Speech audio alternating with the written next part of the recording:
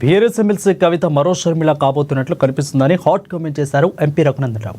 కవిత రాసిన లేఖ రాజకీయ పంచాయతా లేక ఆస్తుల పంచాయతీ అంటూ ప్రశ్నించారు. కవిత చెప్పినా చెప్పకున్నా తెలంగాణలో బీజేపీ బలపడుతుంది, బీఆర్ఎస్ దిగజారిపోతుందని అన్నారు. వచ్చే ఎన్నికల్లో తెలంగాణలో బీజేపీ అధికారంలోకి రావడం ఖాయమని ఉద్ఘాటించారు. ఇక ప్లీనరీ సందర్భంగా కేసీఆర్ కుటుంబంలో వారసత్వ చిచ్చు వచ్చిందని, నిజమేనని కవిత లేఖలో స్పష్టమవుతుందని ఎంపీ రఘునందన్ రావు అన్నారు. అయితే కవితను బయటకు పంపించడం కోసం బావా బామర్దులు ఒకటయ్యారనే సాంకేతికత వారి మీటింగుల ద్వారా ఇచ్చారని ఆరోపించారు ఎంపీ రఘునందన్.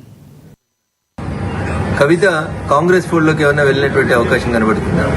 రాష్ట్ర ముఖ్యమంత్రి గారితో లేదా రాష్ట్ర ముఖ్యమంత్రి గారే కావాలని కవితతోటి ఉత్తరాలు రాయించినారు. ఎందుకంటే కవిత ఉత్తరం రాసిన 2వ తారీఖు రోజే ఈ ఉత్తరం కాంగ్రెస్ పార్టీకి సంబంధించిన ఒక టీవీ ఛానల్లో ఒక పేపర్ లోపల ప్రముఖంగా కనిపించింది. ఈ పరిణామాల తర్వాత కేటీఆర్ గారు హరీష్ రావు గారి ఇంటికి వెళ్ళడం, బాబా బామర్దులు ఇద్దరు ఒకటనేటువంటి ఒక మెసేజ్ని బయటికి పంపడం, తనను ఒంటరి చేస్తున్నారు, బయటికి పంపిస్తున్నారు అనేటువంటి ఆలోచన వచ్చిన తర్వాత కవిత తప్పనిసరి పరిస్థితులలో కాంగ్రెస్ ఫోల్డ్లోకి పోయిందేమో అనేది తెలంగాణ ప్రజల అనుమానం. ఇక భారతీయ జనతా పార్టీ గురించి, మా పార్టీ గురించి కవిత మాట్లాడడం ప్రజలలో జరుగుతుందే వాస్తవాన్నే కవిత చెప్పింది. ప్రజలలో భారతీయ జనతా పార్టీ రోజు రోజుకు బలపడుతుంది.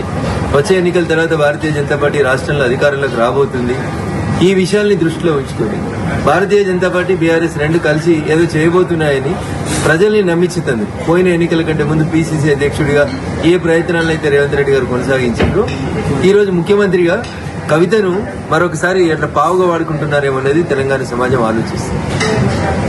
నాకున్నటువంటి అనుమానం కానీ, నాకున్నటువంటి సమాచారం కానీ, ముందు కవితతో పార్టీ పెట్టిస్తారు, తర్వాత వచ్చే ఎన్నికలకు వచ్చేసరికి కవిత షర్మిల గారి లాగా కాంగ్రెస్ పార్టీ అధ్యక్షురాలు లేదా కాంగ్రెస్ పార్టీతో పొత్తు పెట్టుకోవడమే చేస్తుంది.